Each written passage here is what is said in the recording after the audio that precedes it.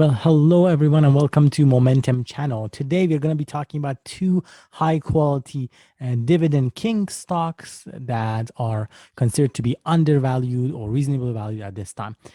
The first pick for us to look at is no other than Target. It's a consumer discretionary business with ticker symbol TGT.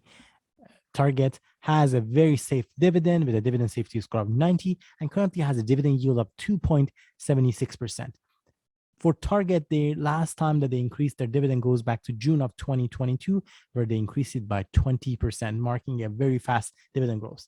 As for stock volatility, Target has a beta of 1.11. It suggests slightly more volatility than the overall stock market. Target has a market cap of $71.1 billion, marking it a large cap size business. The last trading price for Target was at $156.50 at the time of making the video, and it was up 2% on that last trading day. A little bit about Target for those who might not be familiar. It operates as a general merchandise retailer in the US, and the company offers food assortments, including perishable, dry grocery, dairy, and frozen items, apparel, accessories, home decor products, electronics, toys, seasonal offerings, and so on and so forth. They have a wide range of products offerings as part of their general merchandise retail business.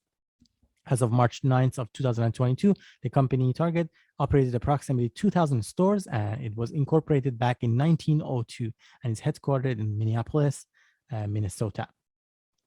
In terms of their dividend key metrics, Target currently has a payout ratio of 28%, which is considered low for consumer retailers, but their forward payout ratio for dividend is at 46%, which is edging slightly higher for consumer retailers.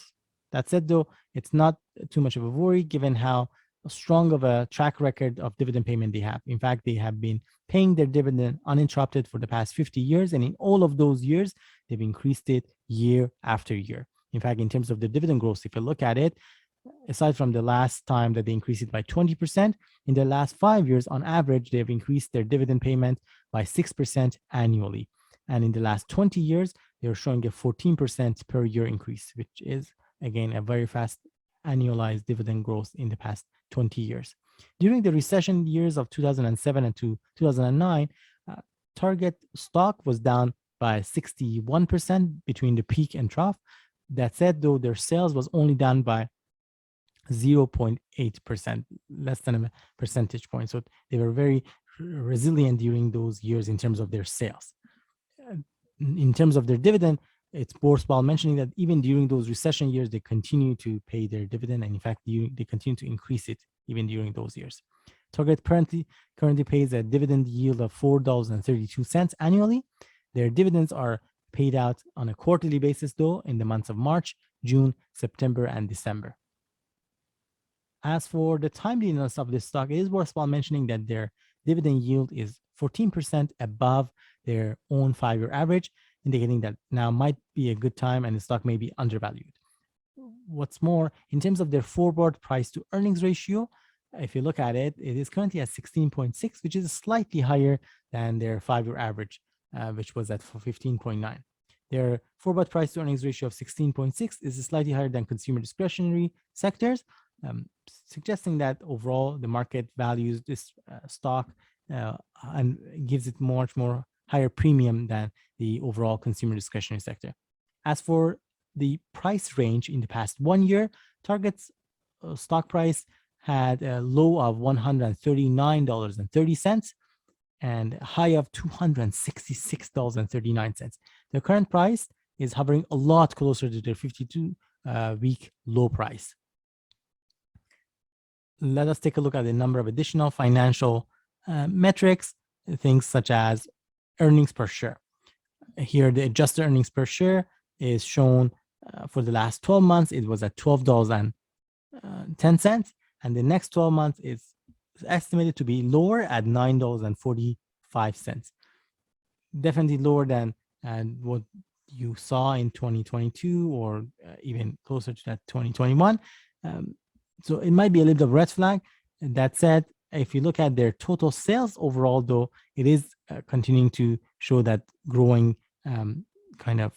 trend with the last 12 months at $107 billion in in terms of total sales.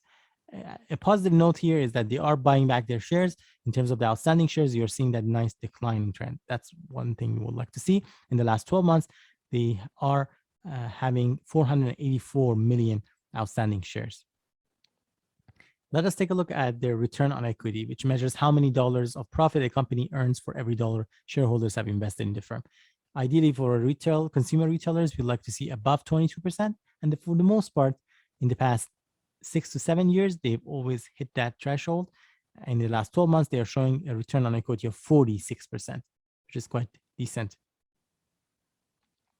Lastly, if we look at the free cash flow margin, ideally, we would like to see it 6% or more for consumer retailers, with the exception of 2014, 2016, 2017, and 2021. The rest of the years, the business has not met that threshold, as shown and indicated in this graph here. Now, moving on, we are going to take a look at our second pick. It's a utilities business, SJW Group, with ticker symbol SJW. It's a water utilities business with a market cap of $1.9 billion, making it a small cap size business. It is similar to many other utilities businesses, considered to be very low volatility, with a beta score of only 0.28. Beta is a measure of volatility, and a beta of 1 suggests that the company has almost similar type of volatility to that of the overall stock market. Given that here the beta is a lot less than 1, that's why it denotes a very low volatility stock. Last time that SJW Group increased its dividend goes back to January of 2022, where they increased it by 5.9%. The last trading price for SJW Group was at $62.52.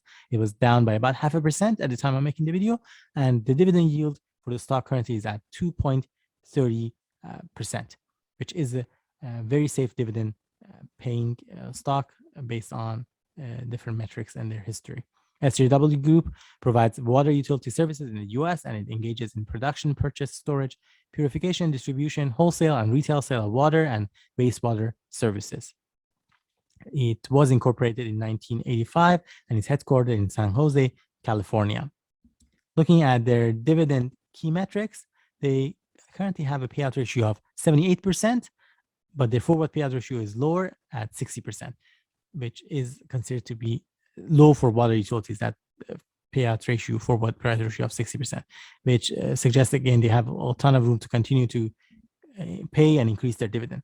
During the recession years of 2007 to 2009, their business sales was down by 2.2%. However, their stock was down by close to 49% between their peak to trough. That said, that decline of 49% was better than that of S&P 500's decline of 49%. The last 5 years shows that the stock has increased its dividend annualized by 11%, denoting a fast dividend growth in that time period. And in the past 20 years, they've increased it 6% per year, suggesting an average dividend growth over the span of the past 20 years.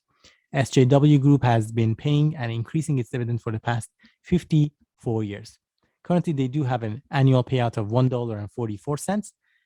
SJW Group does pay its dividend quarterly in the months of March, June, September, and December.